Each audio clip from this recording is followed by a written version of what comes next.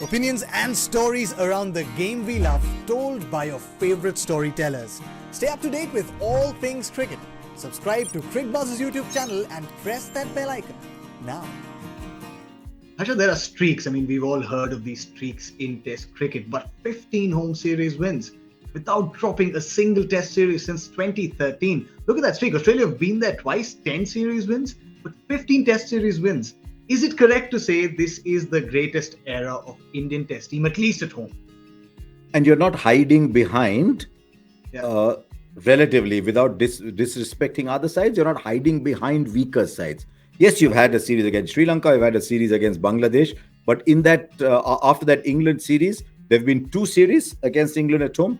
There have been 2 or 3 against Australia. There have been a couple against South Africa. There have been West Indies. So you played everybody except Pakistan. Correct. So it's not that there's an opposition that you have avoided or you haven't played enough. This is an extraordinary streak, and if you delve deeper into those numbers and you see the margins of victory, and you will find there's, I think, 11 or 12 innings wins. There's some more over 100 runs, 11, 12 more with over 100 runs. It's almost as if this is now what Steve Waugh called the last frontier, the final frontier, to come and win against India in India. And I think you need to compare it where we stand with other countries. South Africa has been a bit of a bogey for India, but England have gone to South Africa and won. Sri Lanka have gone to South Africa and won. You go to Australia, India have gone to Australia and won twice. You go to England, England have lost series at home. So you find that, and Pakistan are only just starting to have cricket at home. So hopefully they will have more cricket at home for us to be able to get an opinion.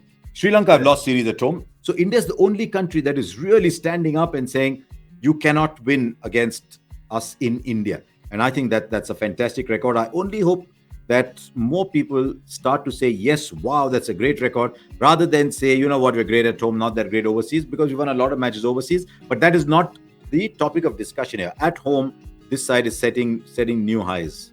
Absolutely. And you were right about those margin of victories. Those kind of send a statement saying that this isn't just a force, this is a dominant force. It's built a fortress for all these years in home conditions at the back of some really impactful performances. I'll tell you one other thing. It's fashionable to say that you're winning on bad pitches. Correct. Now, this was a pitch on which 300 were made. Absolutely. Correct. This was a pitch on which the visiting captain got a very classy 100. So while this was a pitch where batting was very difficult, it started to ease up and slow up a little bit as it went along. But India batted fairly comfortably in the second innings, balls turn. I'm not saying it was a great pitch, but Mohali was not a bad pitch. Mohali was a pitch where one team made 500 and 550 plus runs. You look at 2016 against England, you look at some other...